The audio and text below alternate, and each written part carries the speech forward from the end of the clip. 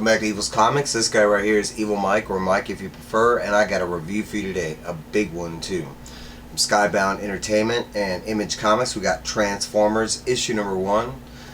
It is written and art done by Daniel Warren Johnson, colors by Mike Spicer, and letters by Russ Wooden.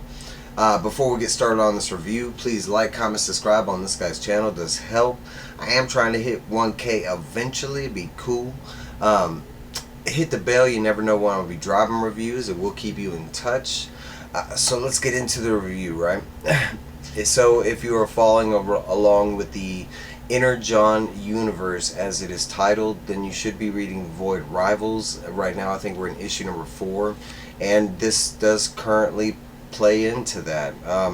From the first issue we saw Jetfire, and Jetfire took off, and that plays a major part in the beginning of Transformers.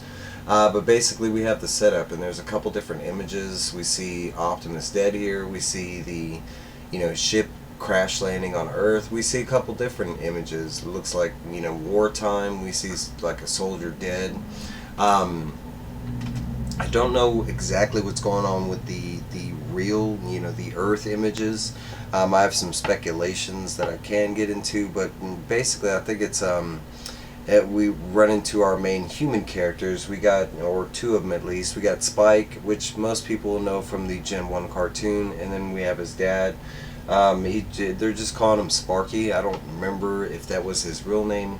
But basically, Spike is coming to this bar looking for his dad. His dad is about to go to work.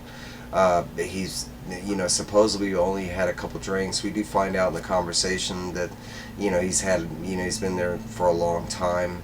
Basically they're kind of like, Spike's telling him that he's going out to go stargaze. We get a little bit of backstory about that Spike used to have a brother that recently died. It sounds like he was an astronaut that died during a mission, and it exploded and he died in it, kind of thing. Hence that's why his dad is drinking so heavily.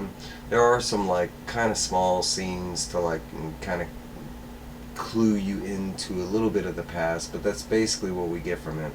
Eventually this guy named Davey, a co-worker of Sparky, shows up to take his dad to work, and they head off. We meet Carly, which is Spike's friend, and it looks like it's going to be the other main character in the book. But basically they're going stargazing. We find out that Spike's using his deceased brother's telescope to go stargaze. We also find out that Spike is also trying to be an astronaut himself, saying that he's about to go to college for that. And we find out that Carly is she wants to be an artist, and both of them are hesitant about telling their parents about their forthcoming dreams, especially because we get the whole backstory about Spike's brother being an astronaut and dying, and there is a little backstory about Carly and the artist thing with her dad, but just a little bit.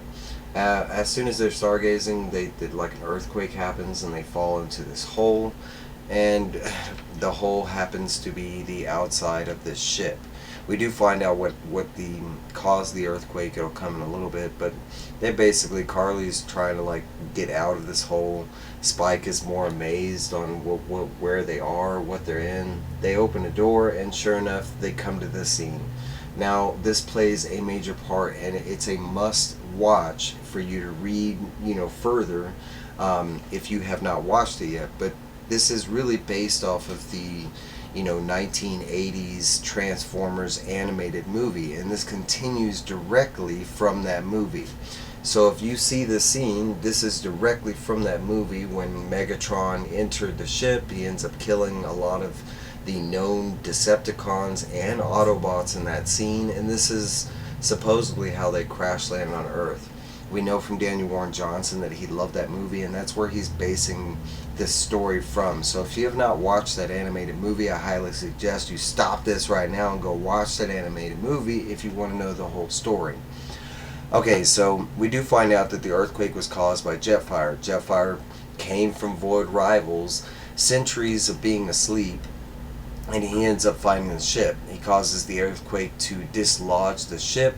He activates this Teletran, which happens to be the ship's computer, and it happens to have some healing qualities that can bring the deceased Transformers back to life, and he starts doing so.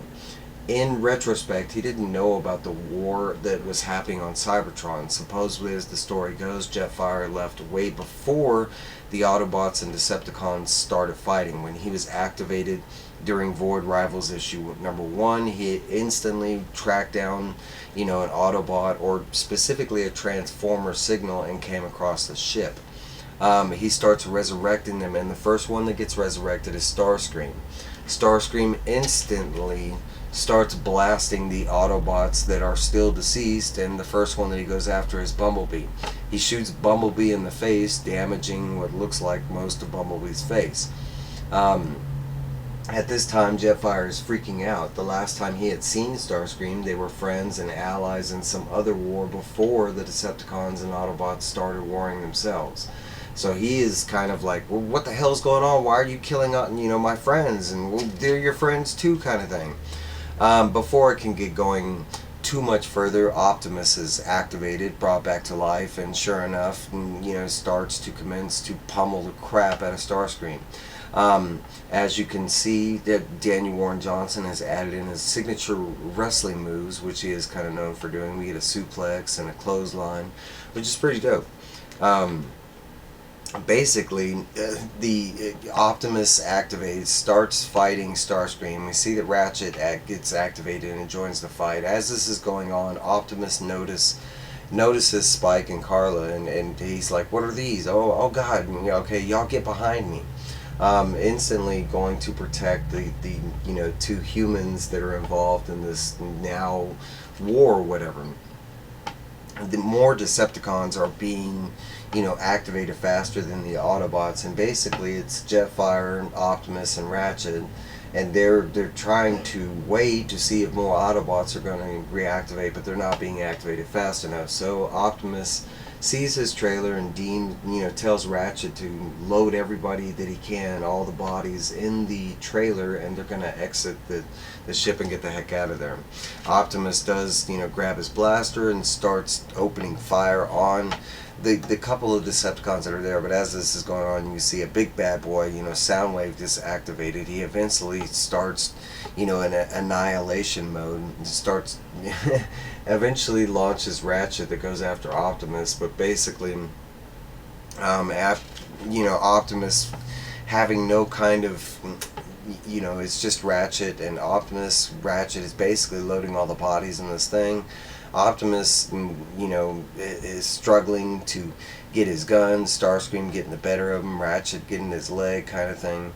And eventually the humans push, Optimus's massive ass gun towards him, and basically does the unthinkable. He kills Teletran, the computer that was, basically bringing all the Autobots and Decepticons back online. He eventually destroys that. As that blast goes off, he uses that to escape that situation. They hop in the truck and they take off, Ratchet alongside. We do get this cool spread of them leaving or whatever.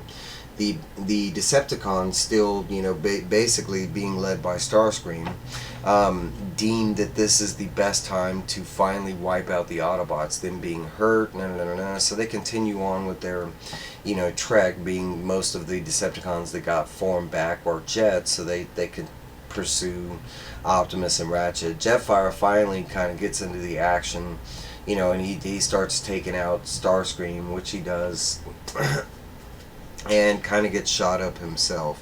Eventually Spike and Carly lead the Autobots to this quarry, which they told Optimus that the reason they took him there is because it's a great hiding spot. Nobody goes there anymore, uses it, kind of thing. We get this scene with Optimus and Jetfire, and basically Jetfire is, apologizing to Optimus because he didn't know about the war, he didn't know about, what had happened on Cybertron. He gets a little information from Optimus, and explaining that since he left, that it got a lot worse, not a lot better, kind of thing. And eventually he tells Jetfire that he can heal him. He pulls out the I think it's called the Matrix, the Allspark, something like that. I think it's just the Matrix here. As he starts to pull it out, basically with them being at low energon levels, Ratchet mentions that he shouldn't. It'll probably kill him if he tries to heal Jetfire.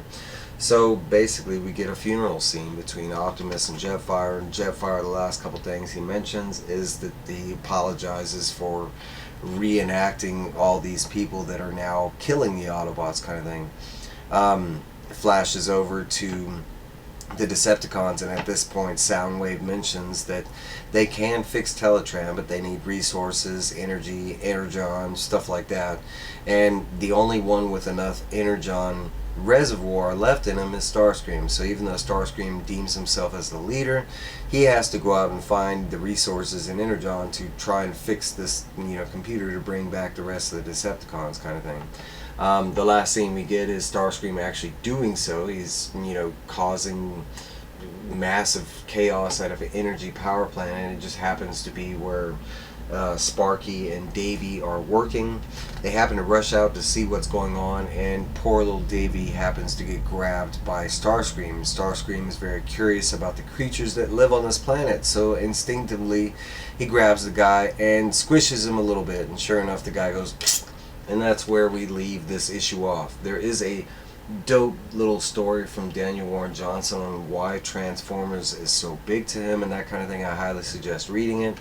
But that is the issue of Transformers #1. We get a little cover spread from the next issue. We also get a little cover spreads from the upcoming Duke and Cobra Commander, which are going to tie into this as well. Now the review, right? I loved it. The art, Daniel Warren Johnson, he has his own style, the colors, everything was great, right? The story is what bothers me a little bit, and it doesn't bother me as far as like, it was bad or anything like that. No, there's just, I want to say there's a couple little holes that I'm not going to go into now. But it's so much like the G1 origin that we got in those original, episodes, but then he's added in the movie part to it, which the movie happens, I think, after like the 4th season of the G1 Transformers. So it's a little weird how some things are going to mix in. In that time they were already meeting Unicron. Megatron turns into Galvatron. No. You see where I'm going with this? It's a little kind of iffy on where the storyline's going to go. I don't know Transformers, the actual Marvel comics, and where they started in that. I never read that, but I have to imagine it started kind of like the cartoon did and went from there. I don't know. I love the first issue. I thought it was great. Like I said, there are a couple little holes that I hope we get filled in as the book goes forward. But as far as the art, the story, the pacing, everything was fantastic. Let me know down below what you thought of this book. What were your thoughts? Did you love it? Did you like it? Did you not like it? Let me know. Alright guys, that's what I got for you. Bye.